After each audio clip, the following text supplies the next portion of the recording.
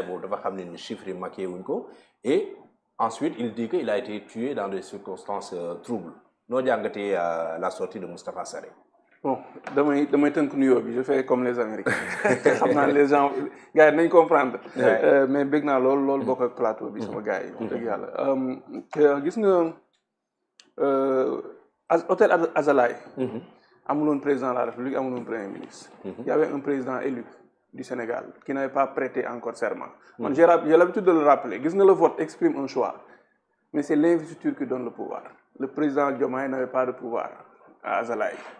Donc foofu par courtoisie Moustapha Ba allait les répondre justement il y a pas autre chose donc la fa am pour man ça devait être resté dans le secret et par grandeur pour man wax ak ci koo xam ne mënul tontu.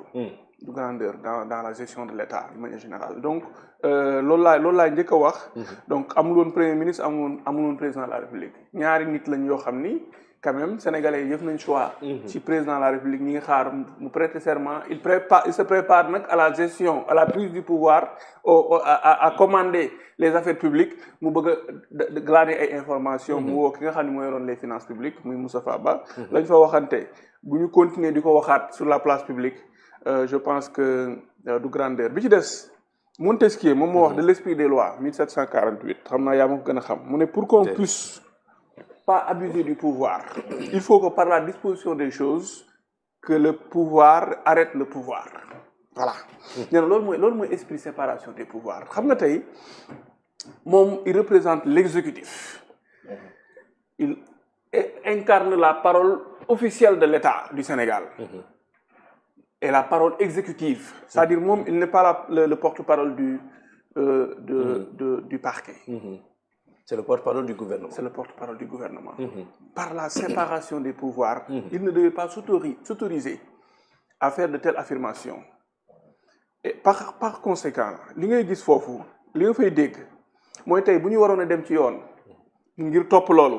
topp dossier boobu topp loolu mu wax. Il y a une influence du pouvoir exécutif sur le pouvoir judiciaire qui devait être un pouvoir autonome parce que le pouvoir mooy loo xam ni mooy tàkk-tàkk buy tàkk boo xam ni jëlewul feneen tàkk amul keneen ku ko jafal li ñuy wax ay le président de la République et la clé de voûte des institutions ak yooyu ñuy wax le gardien de la constitution yooyu yëpp ay tàgg la ay tàggaate la mais amul prérogative officielle régalienne boo xam ni mën nañoo taxaw ne ko yaay la clé de voûte des institutions lu tax ngay nekk clé de voûte des institutions alors que pour nga jot sa pouvoir da ngaa taxaw devant le président du conseil constitutionnel nga waat bu ko deful woon ba àdduna di tukki du jël pouvoir donc am na foo jëlee sa pouvoir alors donc pouvoir yi les pouvoirs se complètent te rafetul dans un état de droit ngay exercer nga nekk ministre waxuma sax nga nekk porte-parole du gouvernement nga nekk rek ministre ngay interférer pour justement donner des accusations faire des révélations aussi graves te tegoo ci table ji loo xam ni tey après jugement voilà jugé nañ ba pare parce que le jugement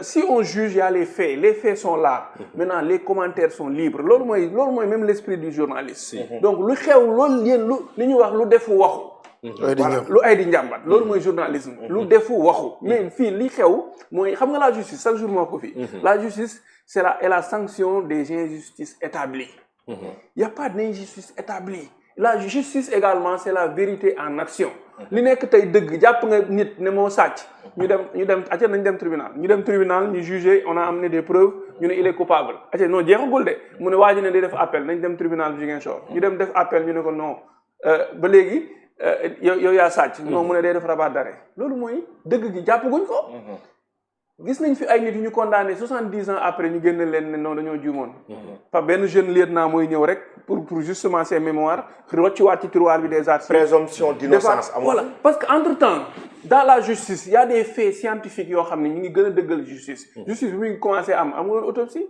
justice bi muy commencé woon amuloon ADN justice scientifique amul woon médecine légale yooyu yëpp dem na ba faits yu yàgg ay 1980 ñu leen di génnewaat 70 di leen génnewaat di leen attewaat et cetera donc moi je pense que li mu ci bëgg a wax faits yi may wax yëpp di ko rappeler c'est des principes c'est pour que ñu xam ni séparation l'état de droit li koy dëgëral mooy séparation des pouvoirs et séparation des pouvoirs nag grandeur la gis nga Sénégal li ñu yàgg am te ba léegi mi ngi des mooy ñëpp xam nañ le ministre de la justice et le premier ministre def na fi lapsus boobu pendant les législatives le ministre de la justice garde du sceau et membre du gouvernement et moom il dirige le parquet parce que moo fay teg le procureur général. Le procureur général teg fa procureur de la République. donc chaîne boobu ñëpp xam nañu c'est établi et c'est un fait mais boo ko boolee di ko wax. dafay. mais séparation des pouvoirs bu ñu naxante musul am Sénégal. waaw xam nañ ko dans le fait. mais waroo boo ko waxee.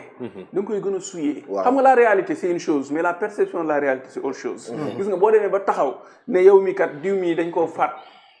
déjà génne nga circonstance boo xam ne teg nga ko ci table bi. bu demoon ci justice tey lu justice mën a wax yow commencé nga souiller. justement les délibérations de la justice. dañ naan ñii dañ leen influencé moo tax daal. déjà autopsie bi sax bu ñu ko génnee ça a suscité. voilà Moustapha Sarré na am beaucoup plus de sérénité man je le connais directement franchement on a partagé des débats. gis nga le jour même des événements du mois de mars. à 2021. ñoo bokk bi muy dëkk bi di tàkk ñoo nekkoon ci benn plateau.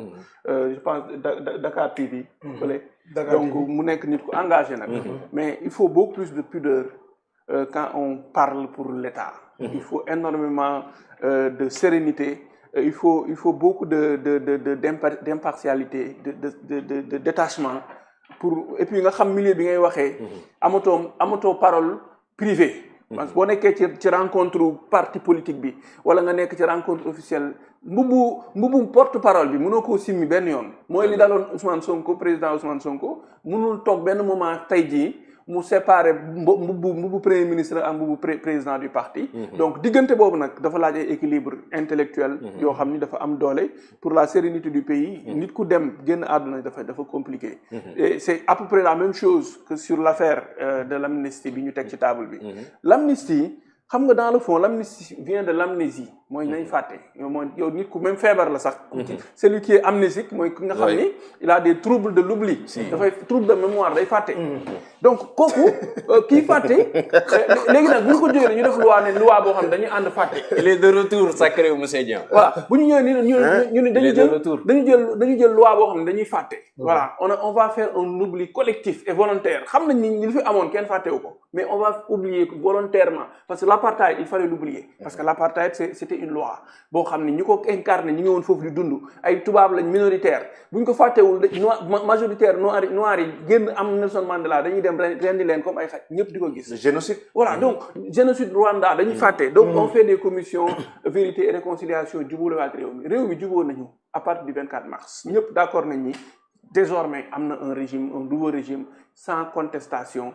au premier tour et historique même en Afrique de l'Ouest de manière générale nga jóge opposition ñëw au premier tour loolu mooy amnésie mooy li fi nekkoon sanctionné nañ ko totalement radicalement léegi am na une loi d'amnistie nañ ci yem soit franchement ñu yem ci parce que même après la Seconde Guerre mondiale il y a eu un procès un long procès boobu nu ñu ci jublu woon pour accélérer le renouveau de la vie internationale parce que ñi jotee woon dañoo bëri ñu dajale leen fële Nuremberg naan 45-46 après moom ay quelques chefs d'accusation mais 8 condamnés à mort pour ñoo xam ne 50 millions de morts la ñu rey.